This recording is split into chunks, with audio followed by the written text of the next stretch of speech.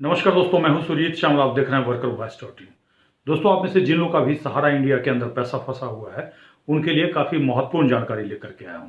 आपको बता दूं कि 29 मार्च 2023 को माननीय सुप्रीम कोर्ट के द्वारा 5,000 करोड़ सहारा सेविंग फंड खाते से सेंट्रल रजिस्ट्रार के खाते में ट्रांसफर करने का आदेश हुआ था और वो पैसा सहारा सोसाइटी जमाकर्ताओं को 9 महीने के अंदर मिल रहा था। माननीय कोर्ट का यह आदेश सहकारिता मंत्रालय के एक आईए पिटीशन पे दिया गया था, जिसमें कि ये बताया गया था कि हमारे पास शिकायत आने का सिलसिला जारी है और अगर ये पैसा हमें मिलेगा तो हम जमाकर्ताओं का वापस कर पाएंगे। आपको बता दें कि दिल्ली हाई कोर्ट का एक आदेश आया था और जिसके तहत हमने पूरे देश के जमाकर्ताओं को सेंट्रल रजिस्ट्रार के पास क्लेम भेजने के लिए कहा था। उस आदेश में खुद लिखा था कि जो लोग भी क्लेम करेंगे सेंट्रल रजिस्ट्रार के पास, उनका पैसा सेंट्रल रजिस्ट्रार दिलाएगा। हालांकि वो केस सहारा की तरफ से दिल्ली हाई कोर्ट में लगाया जाता है, उसको वापस ले लिया जाता है चूंकि उनको उल्टा पड़ना शुरू हो जाता है और इसी कंप्लेन को आधार बना करके माननीय सुप्रीम कोर्ट में केंद्र सरकार की तरफ से जाया जाता है और ये 5,000 करोड़ का आदेश आता है।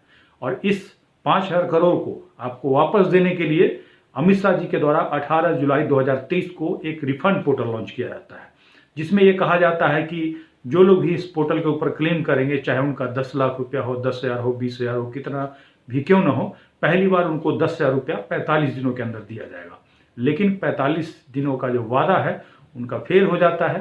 उस पोर्टल पे तकरीबन 1 करोड़ 21 लाख लोग जनवरी 2024 तक अप्लाई करते हैं, जिसमें कि अमित शाह जी ने पार्लियामेंट के अंदर खुद ही जवाब दिया है। उस जवाब को अगर विश्लेषण करेंगे तो उसमें यह निकल के आएगा कि 1 करोड़ 19 लाख लोगों का क्लेम रिजेक्ट कर दिया गया और रिजेक्ट करने के बाद उनके लिए फिर से एक पोर्टल लाया गया जिसको कि रीसबमिशन पोर्टल नाम दिया गया और उस पोर्टल पे फिर से अप्लाई करने के लिए कहा गया और उसमें से भी बहुत सारे लोगों का अभी भी रिजेक्ट कर दिया गया है या फिर पैसा ही नहीं आया है। और तो और जिन लोगों ने पहले वाले पोर्टल पे क्लेम किया था उनको सहारा के ऑफिस में भेजा गया और वहां पे share application form, membership form आदि भरवा लिया गया।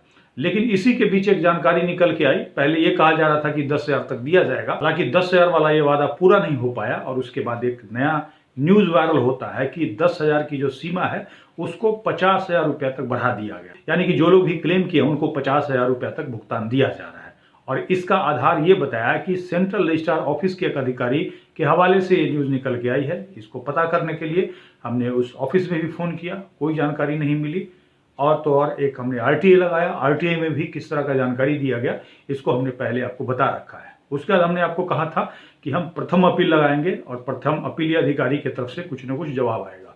तो वो जवाब हमारे पास आ चुका है और क्या जवाब आया है ये सारी आपको जानकारी देंगे और साथ ही आपको ये भी बताएंगे कि अभी तक आपने अगर उस पोर्टल पे क्लेम नहीं किया है तो इस जवाब को पढ़ने के बाद क्लियर हो जाएगा कि आपको क्लेम करना चाहिए या नहीं करना चाहिए।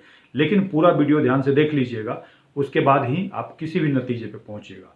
तो सबसे पहले हम ये जानते हैं कि आखिर हमने आरटीआई में सवाल क्या पूछा था और 50,000 जो भुगतान है उसकी हकीकत क्या। दोस्तों, आपको बता दूं कि आरटीआई जो हमने लगाया था उसमें 4 सवाल पूछा है, जिसमें कि माननीय सुप्रीम कोर्ट, आईए नंबर यहाँ पे दे रखा है, उसका दिनांक 29 मार्च 2023 सहारा ग्रुप सोसाइटी के भुगतान के बारे में निम्न जानकारी उपलब्ध कराएं। पहला था, क्या सहारा इंडिया रिफंड पोर्टल से 10,000 तक वाले सभी क्लेम का पैसा रिफंड कर दिया गया है? अगर हाँ तो कृपया प्रूफ का सर्टिफाइड कॉपी उपलब्ध कराएं। इससे हमें यह क्लियर हो जाता है कि इन्होंने सभी का पैसा दे दिया है कि नहीं दिया है।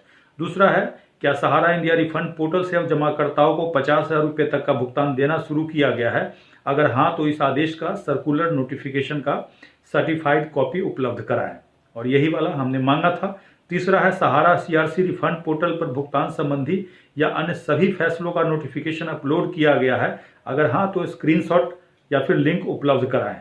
चौथा जो सवाल था, central registrar cooperative society office के सभी अधिकारी जैसे सेंट्रल रजिस्ट्रार कोऑपरेटिव सोसाइटी आदि सभी का मोबाइल नंबर उपलब्ध कराएं और इसका गोलमोल सा जवाब दिया गया था, जिसके खिलाफ हमने प्रथम अपील किया था। इसके बाद आपका सवाल होगा कि प्रथम अपील में आखिर क्या जवाब दिया गया। तो इसमें अगर आप देखिएगा तो जितेंद्र नागर ने 13/12/2024 को फैसला देते हुए केवल लिख दिया कि आरटीआई एप्लीकेशन का सीपीआईओ यानी कि सेंट्रल पब्लिक इंफॉर्मेशन ऑफिसर पहले ही आपको जवाब दे चुके हैं, इसलिए इस अपील को डिस्पोज ऑफ किया जाता है यानी कि बंद किया जाता है। तो पहले क्या जवाब दिया था?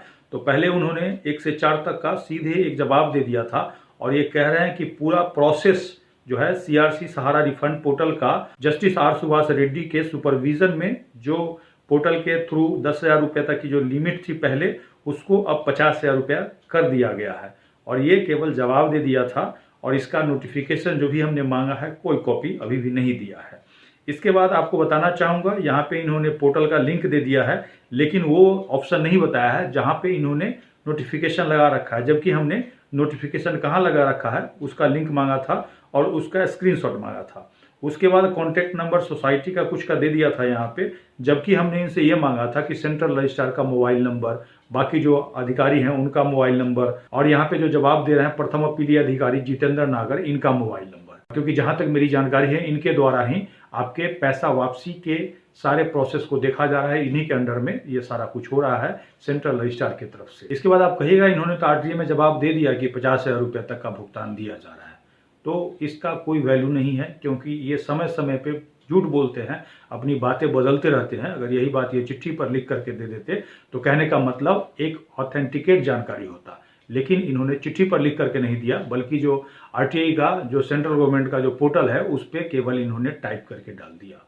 जबकि इनको बाजाबता लेटर हेड पे यही बात लिख करके देना चाहिए था, लेकिन ये देने से डर रहे हैं। और इसके लिए अगला जो प्रोसेस है, सेंट्रल इंफॉर्मेशन कमीशन में हम इनका शिकायत करेंगे, और शिकायत करके 25,000 रुपये तक का जुर्माना और इसके अलावा विभागीय कार्रवाई की मांग करेंगे अगर इन्होंने गलत जानकारी दी है तो। और ये गलत जानकारी है, कहने का मतलब हम तो इनसे नोटिफिकेशन मांग रहे हैं, लेकिन ये नोटिफिकेशन का कॉपी नहीं दे रहे हैं। क्योंकि कोई भी सरकारी ऑफिस में कोई भी फैसला लिया जाता है तो उसका नोटिफिकेशन होता है, सर्कुलर होता है, ऑर्डर का कॉपी होता है, उसके बिना ये कोई भी फैसला नहीं होता। आखिरकार ये क्यों छुपा रहा है? इनको डर लग रहा है कि कहीं नोटिफिकेशन बाहर आ जाएगा और कहीं कुछ गड़बड़ हो जाएगा तो कल को हमको पार्टी बना दिया जाएगा और हमारे ऊपर एक्शन हो जाएगा, और इसीलिए नोटिफिकेशन कॉपी दबा रहे हैं और नहीं बताना चाह रहे हैं। तो ऐसे में अब आपका सवाल ये उठता है कि हमने अभी तक पोर्टल के ऊपर क्लेम नहीं किया, हमारा ज़्यादा पैसा है, हम क्लेम करें या ना करें।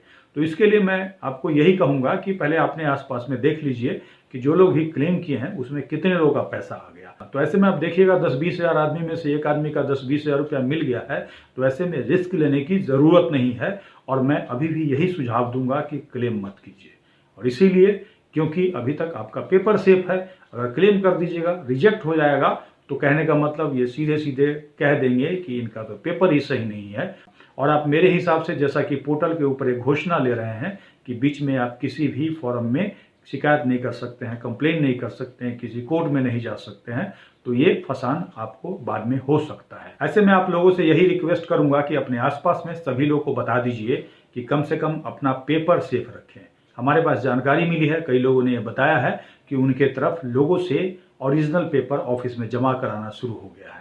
क्योंकि ये क्लेम के नाम पे आपको कहेंगे डायरेक्टली ऑफिस में क्लेम कर दीजिए, आपका पेपर जमा करा लेंगे, उसके बाद आपको कुछ नहीं देंगे।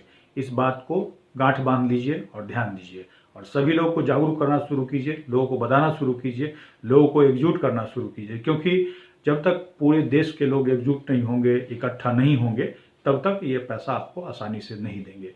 क्या ये बात मैं सही कह रहा हूँ? एक बार आप कमेंट्स करके जरूर बताइएगा।